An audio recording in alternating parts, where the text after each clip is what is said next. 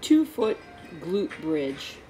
Linda is flat on the floor, getting a neutral spine by pulling her belly button through to the floor and tipping her tailbone underneath, then squeezing her glutes together and pushing her heels into the floor. So she should be lifting her butt up and down off the floor, keeping the pelvis level and not arching her back. Repeat 10 to 15 times. We go to standing now for the second exercise in this warm-up, and Linda is doing a front lunge with an overhead reach with both arms.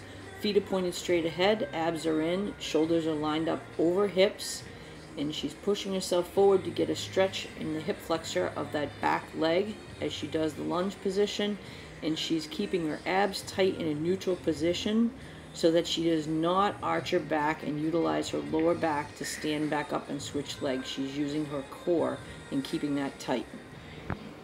For this third exercise, Linda remains in standing.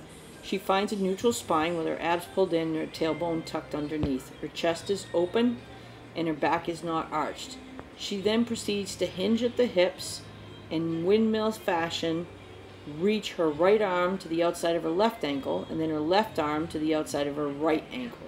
Feet are pointing straight ahead and feet are a little bit wider than hip width apart. And she just continues this in a good strong posture, keeping her core tight and reaching a little bit further each time she touches her toes. For the fourth exercise in this circuit, Linda goes down on her knees, gets her back in a good neutral spine position, and then she alternates her arms, reaching one out, turning her palm to the ceiling and lifting the arm straight up next to her ear.